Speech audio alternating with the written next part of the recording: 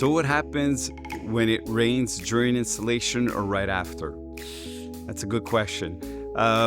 I would say that if it all depends on the curing process, right? So if the installer has just started, then the curing process isn't there. So if there's any rain that will fall on the material, it'll still cure, but you'll have what we call these craters. So it'll cure, and you'll probably have to come back the next day and either recoat it or give it a quick sand or grind, and then restart the process. So when we're applying flakes and it rains during the process or right after, then we're toast, because what happens is that the water will seep through the flakes, and then you're gonna have to restart the surface by scraping the flakes off and making sure you pick up all the material, because that moisture between the flakes and the product will never allow it to cure properly, and it'll look more like a clay versus a nice surface finish. So typically what we recommend is that you pay attention to the forecast and make sure that there's no rain that's forecasted. So how do you know if concrete is ready for surfacing or epoxy? Simple. Did you grind the floor? Did you degrease the floor? So the majority of the time, what some installers are doing, they're just power washing the concrete and then going right away into their application. That's the wrong way to do it. The best way to do it is you want to be able to make sure you clean out any grease or extra grease or oil that's on the surface. Then you want to degrease it and you want to grind it. What does the grinding process do? It opens up the pores of the concrete and allowing the concrete to be able to absorb the material that we're going to be applying on top. What are the best ways to prep surface for an epoxy installation? There's a variety of ways of prepping a surface, whether it's with a diamond grinder or you can go with a shot blast. So the difference between a diamond grinder is only when we're putting down an epoxy or a polyaspartic. When it comes to a stronger surface like a urethane cement or a membrane, then you want to be able to shot blast the surface. So either way, the best way to prep a surface is with a diamond grinder or with a shot blast. Do I need to fill cracks or expansion joints before an installation? Typically, the cracks, if we're going to be surfacing the floor with an epoxy and a broadcasted flakes, there are some installers that will not repair those cracks. I would recommend that we repair the cracks before any installation, but there are some installers that choose to skip that step. Expansion joints, that's a good question. Expansion joints, it's really up to the choice of the installer or the homeowner or the customer.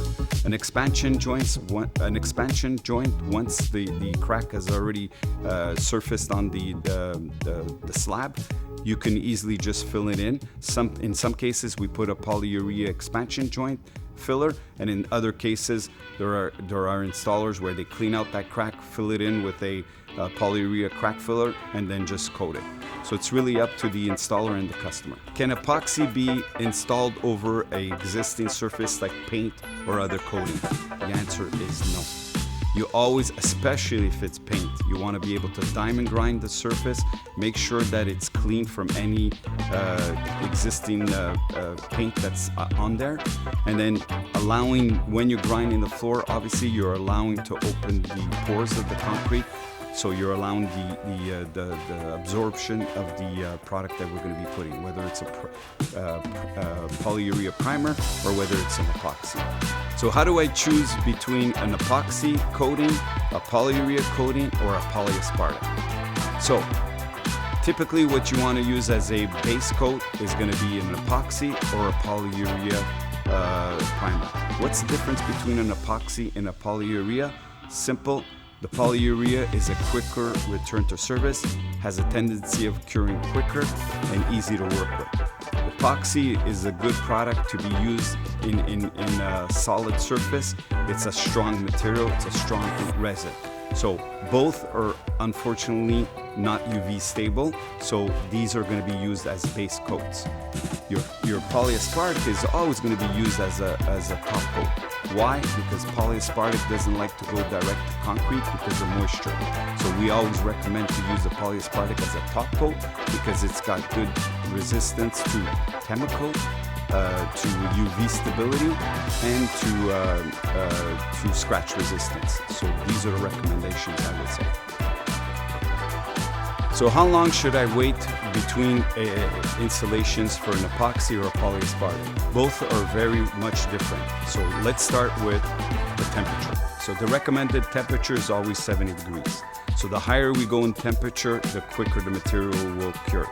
The lower the temperature, the longer it will take to cure. Typical temperature is 70 Fahrenheit.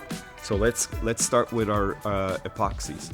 Both products, epoxies or polyaspartics, have a 24-hour recoat time. So if we go over that 24 hours, then we risk having to sand the floor before we make before we apply the next application. Why?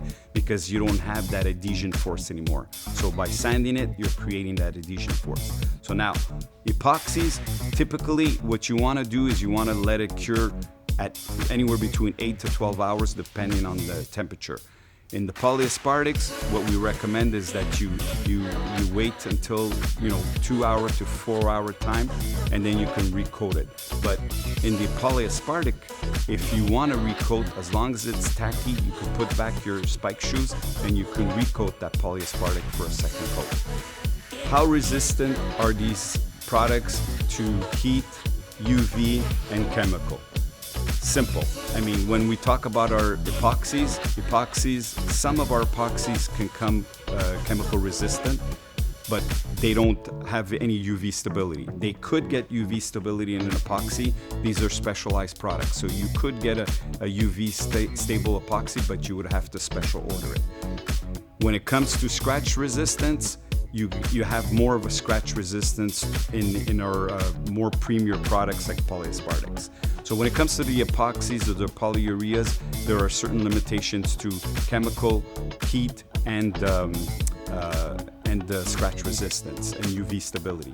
But when it comes to the polyaspartics, these are a lot stronger products where you can have your UV stability, your scratch resistance, your chemical resistance, and your heat resistance. It has a pretty good heat resistance.